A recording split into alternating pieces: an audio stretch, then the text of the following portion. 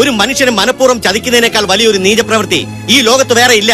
എങ്ങനെയാണ് പറയേണ്ടതെന്ന് അറിയില്ല. പറഞ്ഞാൽ സ്ത്രീ വിരുദ്ധ ചാപ്പ് കിട്ടുമോ എന്നും അറിയില്ല. കിട്ടിയാലും തരക്കേടില്ല. അവിടുന്ന് കിട്ടിയത് കുറച്ച് കുറഞ്ഞു പോയെന്നോർത്ത് ഒട്ടും വിഷമിക്കണ്ട. ബാക്കി ഇവിടുന്ന് വാങ്ങാം. ലോകത്തിലെ ഏറ്റവും വലിയ വേദനയുടെ പേര് അമ്മയുടെ പുത്രദുഃഖം എന്നാണ്. ഒരു കാലത്തും നന്നാവില്ലടാ. അമ്മയും ഒരു സ്ത്രീയാണ്. ആ കണ്ണുനീര് കേരളത്തിന്റെ വേദനയാകുന്നൊരു വല്ലാത്ത ദിവസം. അത് പറയാൻ കഴിവില്ലെങ്കിൽ പിന്നെ കോട്ടുമെടുത്തിട്ട് ഇവിടെ വന്നിരുന്നിട്ട് കാര്യമുണ്ടോ? അവളെ വിളിക്കണോ?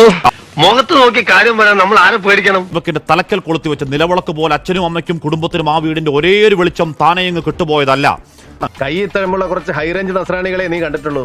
നെഞ്ചി തഴമുള്ളവരെ നീ കണ്ടിട്ടുണ്ടോ? റീച്ചിനും ഷെയറിനും വേണ്ടി അഹങ്കാരത്തിന്റെ പരികൊള്ള ഒരു സ്ത്രീ അടിച്ചു കെടുത്തിയതാണ്. ഒരു കുടുംബം നാനാവിധമാക്കിയതാണ്.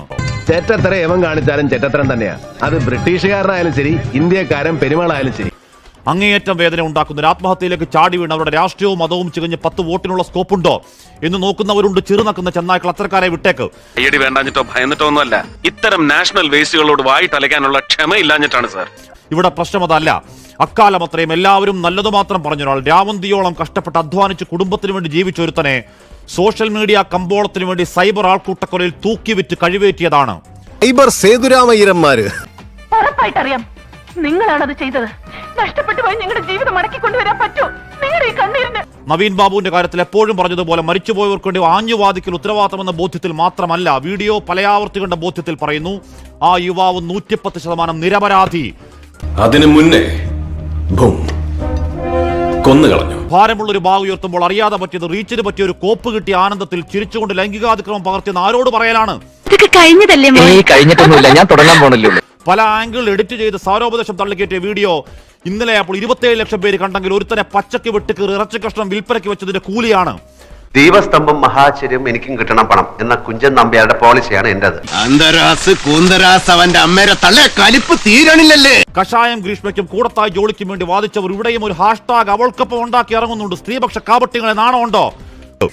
മുത്തുപോലെ അന്റെ തലയിൽ സംഗതി ഉണ്ടെന്ന് എനിക്ക് ഇപ്പോഴല്ലേ മനസ്സിലായത്. കോൾ ഔട്ട് എന്നും പറഞ്ഞ് യഥാർത്ഥ പരാതികളെയും തൊലക്കലാണ് നിങ്ങളുടെ പണി. വേറെ ഒരു വഴിയില്ല ഗായ്സ്, പെട്ടിരിക്കുകയാണ് നമ്മൾ ശരിക്കും. രാജ്യങ്ങളെ സോഷ്യൽ മീഡിയ കോണ്ടന്റ് അപരാധങ്ങളെ സ്ത്രീ സമൂഹം ചെറുക്കുന്നില്ലെങ്കിൽ ഇനിയും അച്ഛനും മക്കളും ഭർത്താവും അടക്കം മച്ചകത്ത് തൂങ്ങിയാടും വേട്ടക്കിരകൾ, ആൺ ശവങ്ങൾ. ഇത്രയും കാലം ഞങ്ങൾ ഇത് സഹിച്ചു, ഇനി സഹിക്കാൻ ഞങ്ങൾക്ക് പറ്റില്ല. ഏതോ സമാന്തര ലോകത്ത് ലൈക്കത്രയെന്ന് നോക്കി പൂണ്ടിരിക്കുന്ന പെർവേർട്ടുകൾ അടങ്ങരുത്. ഫോണും തൂക്കി ഇറങ്ങണം. നമ്മുടെ നാടാകെ മാറിപ്പോയടാ. ഗോവിന്ദാപുരത്തെ അമ്മയുടെ കണ്ണുനീരും മകന്റെ വായ്ക്കരയും കൂടി പിടിച്ച് വീഡിയോ ഒരു മ്യൂസിക് ഇട്ട് തള്ളിക്കേറ്റ് അങ്ങോട്ട് കുത്തിക്കയറട്ടെ. ലൈക്കും ഷെയറും തീരട്ടെ നിന്റെയൊക്കെ മുടിഞ്ഞ ആർത്തി. എനിക്ക് വളരെ ഇഷ്ടപ്പെട്ടു. പിന്നെ ആ തല്ലും അതൊരു അത്യാവശ്യമായിരുന്നു.